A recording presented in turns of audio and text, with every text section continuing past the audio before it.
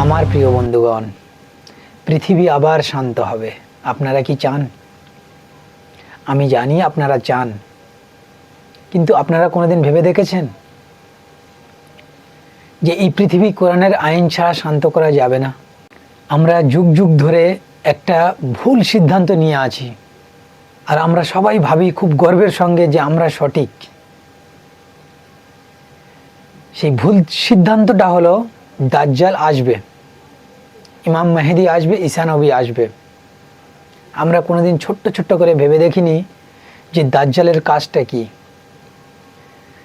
দাজ্জাল আসবে এটা বাস্তব, দাজ্জালের কাজটা হবে মানুষের ঈমান নিয়ে চলে যাওয়া।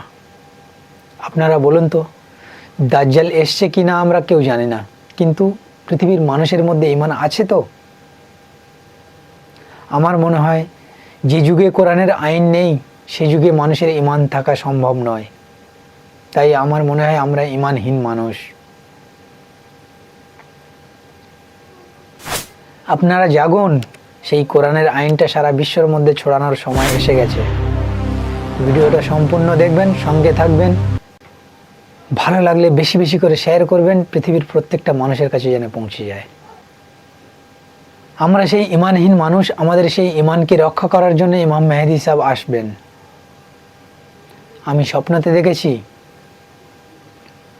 কিয়ামতের ময়দানে একটা টেসের উপর আমার গ্রামের ও অঞ্চলের কিছু গুণজ্ঞানী মানুষকে জিব্রাইল ফেরেশতা জান্নাতি ফুলের মালা গলায় পরিয়ে দিচ্ছেন, আর বলছেন যে আমি হাজার হাজার নবী ও রসুলগণের পায়গাম নিয়ে গিয়েছি, আমি হাজার হাজার নবী ও রসুলগণের নবুয়তের পুরস্কার নিয়ে আমি তাদেরকে দিয়েছি, কিন্তু তখন জানা আমার আনন্দ হয়েছে তার থেকে বেশি আজ আমি আনন্দ মেহসুস করছি এই সমস্ত সাধারণ মানুষের গলায় এই সাধারণ ফুলের মালা পরিয়ে দিয়ে।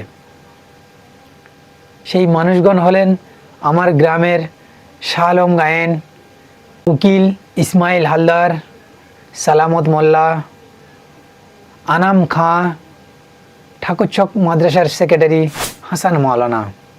এই কজন ব্যক্তিকে জিব্রাইল ফেরেশতা জান্নাতি ফুলের মালা গলায় পরিয়ে দিচ্ছেন, আর এই রকম কথা বলতে আমি শুনেছি।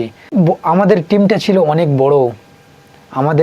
ছিল অনেক বড়, আমরা সেই স্টেজের নিচে দাঁড়িয়ে এমন খুশি মেহসুস করছিলাম যে আমাদের টিম জিতে গেছে, আমরা জয় হয়েছি, আর আমাদের সম্মানটা কিয়ামতের সমস্ত উম্মতের থেকে, সমস্ত নবীদের থেকে অনেক উঁচু দেওয়া হচ্ছিল, আর আমাদেরকে নিয়ে অনেক উঁচু সুসম্মানের সঙ্গে জান্নাতের দিকে নিয়ে যাওয়া হচ্ছিল।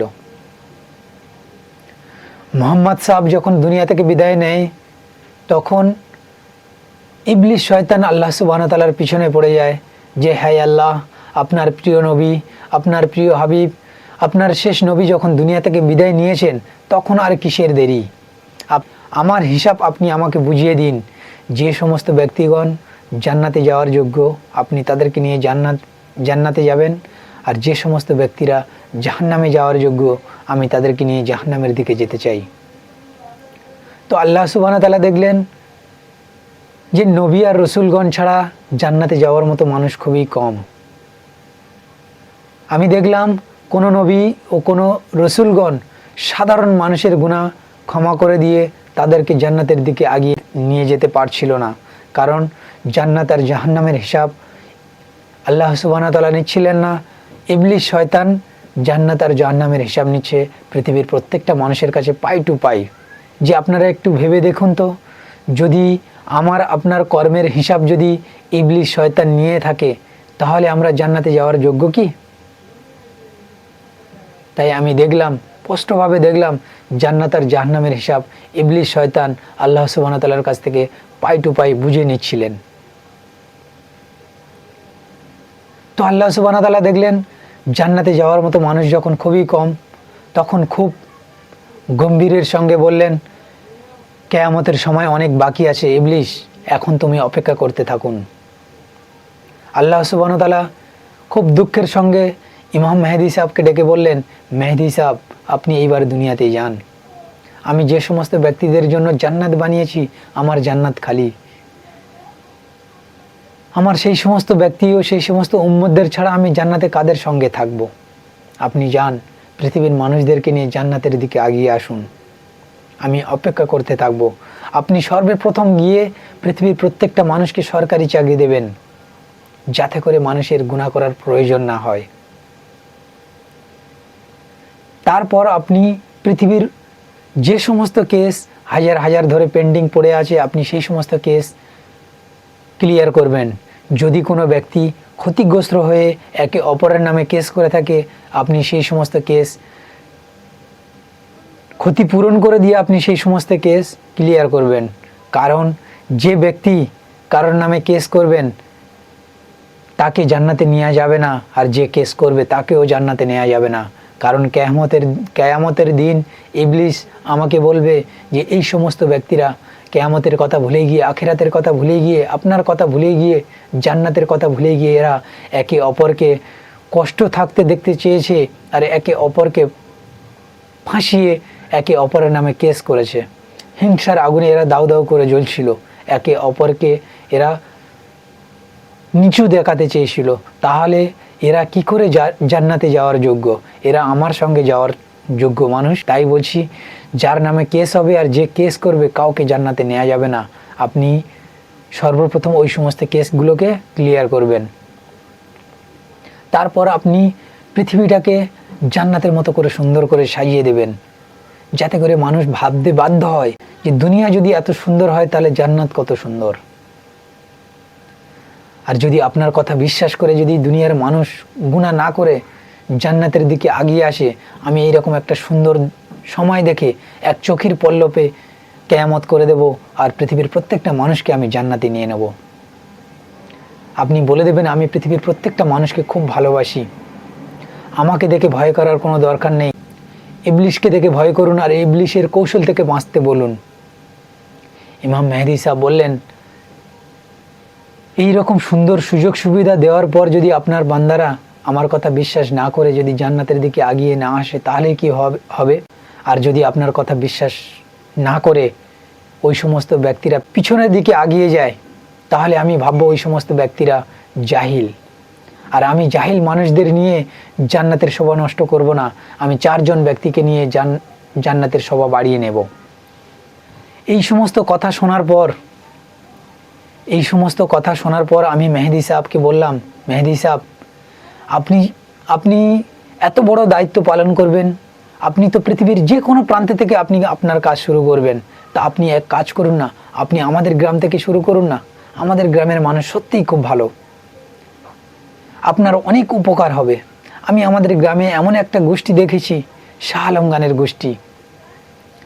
এরা অন্যায়কে প্রশ্রয় দেয় না, আর কাউকে গাছে তুলে দিয়ে পালিয়ে যায় না।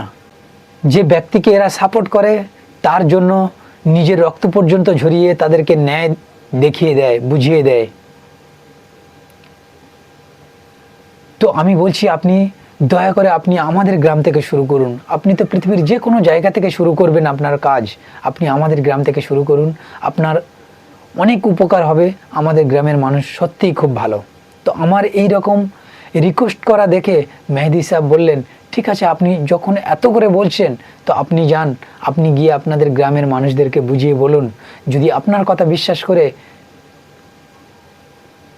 আপনার গ্রামের মানুষ যদি আমার কাজ এখন থেকে শুরু করতে পারে, আমার যেতে হয়তো 2-4 বছর আগে পিছে হতে পারে।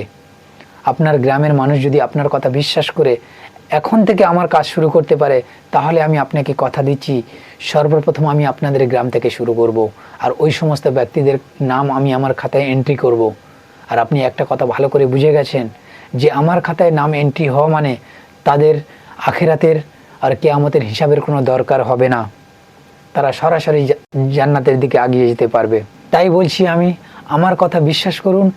বিশেষ করে আমি ওই 5 জন ব্যক্তিকে বলতে চাই, আমার যদি ইয়ারকি মারার প্রয়োজন হতো তাহলে অবশ্যই আমি আপনাদের মতো উঁচু জ্ঞানী মানুষদের সঙ্গে ইয়ারকি মারতাম না। আপনারা দয়া করে আমার কথা বিশ্বাস করে একটা হাতের 5টা আঙুলের মতো এক এবং ঐক্যবদ্ধ হয়ে আপনারা কাজ শুরু করুন। যদি আপনারা কাজ শুরু করতে পারেন, আমি কথা দিচ্ছি আপনারা খুব সহজেই দুনিয়াটাকে জয় করতে পারবেন, আর এই পৃথিবীর প্রত্যেকটা মানুষ আপনাদের সামনে মাথা ঝুঁকিয়ে দেবে।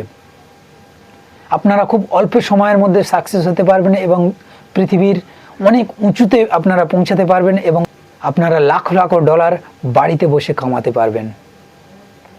পৃথিবীর প্রত্যেকটা মানুষ আপনাদেরকে চিনবে। আপনারা একটা কথা খুব ভালো করেই জানেন, বিশ্বাসে মিলায় বস্তু তর্ক বহুদূর। আমার মনে হয় আমি অনেক বেশি বলে ফেলেছি, কারণ আমি এই কথাটা ভুলে গিয়েছিলাম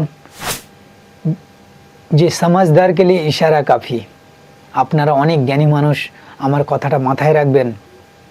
আর এই ভিডিওটা সম্পূর্ণ দেখার জন্য অনেক অনেক ধন্যবাদ আপনাদের। আমার এর পরের ভিডিও আসবে আপডেট ইসলাম। আমি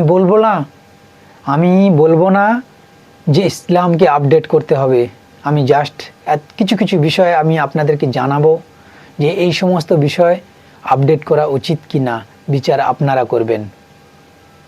তাই বলছি, আমার চ্যানেলটাকে সাবস্ক্রাইব করে দিয়ে পাশে থাকবেন আর বেল আইকনটাকে দাবিয়ে দিয়ে আমার সমস্ত ভিডিও সরাসরি আপনারা আপনাদের স্ক্রিনে দেখতে পাবেন। তাই বলছি, ভিডিওটা বেশি বেশি করে শেয়ার করবেন, যাতে করে পৃথিবীর প্রত্যেকটা মানুষের কাছে পৌঁছে যায় আর আমাদের টিমটা যেন আমরা অনেক বড় করে সাজাতে পারি, আর পৃথিবীর অন্যায়, অত্যাচার, মিথ্যা, হিংসাকে সব একেবারের মতো শেষ করে দিতে পারি।